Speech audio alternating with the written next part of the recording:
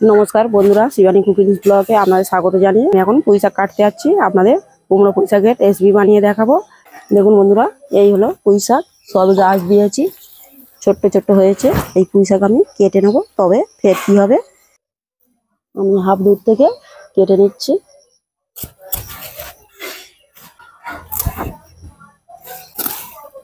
তিন পিস নিয়েছি, এই গোটাই হয়ে যাবে।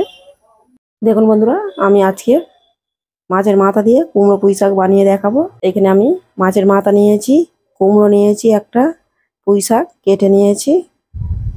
আমি পুঁই শাক কেটে নিয়েছি। এইখানে আদা, রসুন, জিরে একসাথে বেটে নিয়েছি, ফোড়নে নিয়েছি কালা জিরে, শুকনো লঙ্কা, তেজপাতা। কুমড়োটা একদম লাল মচমচে কুমড়ো। এই কুমড়োটা আমি কেটে নিয়েছি, আলু কেটে নিয়েছি। এখানে আমি মাছের মাথাটা ভালো করে ধুয়ে নিয়েছি। এইখানে রুই মাছের মাথা নিয়েছি, নুন দিয়ে দিচ্ছি, হলুদ গুঁড়ো দিয়ে দিচ্ছি, মাখিয়ে নেব ভালো করে।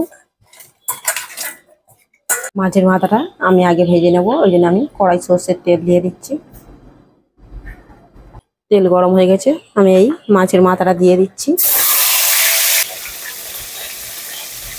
মাছের মাথাটা আমি উল্টে পাল্টে ভালো করে ভেজে নেব। মাছটা একটু উল্টে দেবো।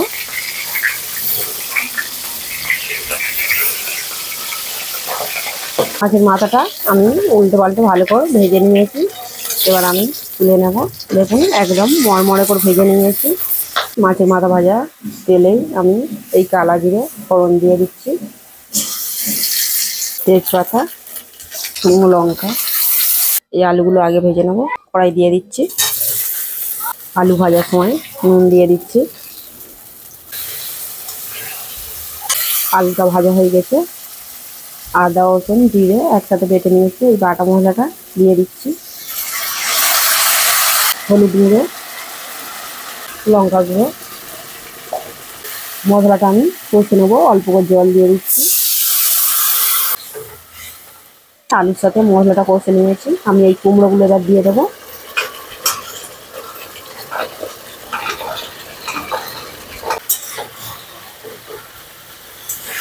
কুমড়োগুলো এর সাথে ভালো করে কষে নেব।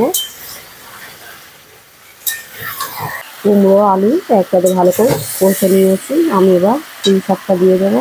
পুঁই শাকটা দিয়ে দিচ্ছি। দেখুন বন্ধুরা, একদম ভর্তি হয়ে গেছে। আমি এই আস্তে আস্তে নেড়ে নেড়ে করবো। আমি একটু চাপা দিয়ে দেবো, দিলে পুঁই শাকটা সিদ্ধ হয়ে কমে যাবে। আমি চাপাটা খুলে নেব। দেখুন শাকটা একটু কমে গেছে।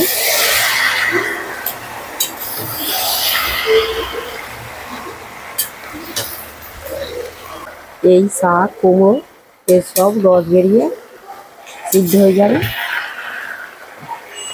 দেখুন বন্ধুরা, কত জল বেরিয়েছে।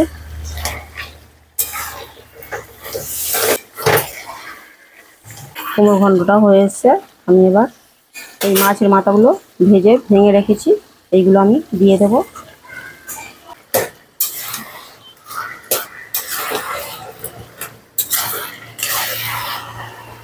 কুমড়ো পুঁই শাকে অল্প আমি চিনি দিয়ে দিচ্ছি।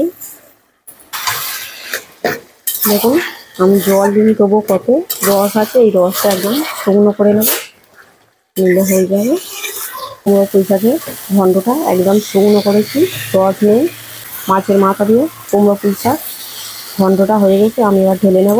দেখুন বন্ধুরা, কুমড়ো পুঁই শাকটা কতটা হয়েছিল ঘন্ট করতে, কত কমে গেছে দেখুন। মাছের মাথা দিয়ে কুমড়ো পুঁই শাক রেসিপিটা আপনাদের ভালো লেগে থাকলে শিবানী কুকিংস ব্লগে সাবস্ক্রাইব করবেন ও লাইক দেবেন।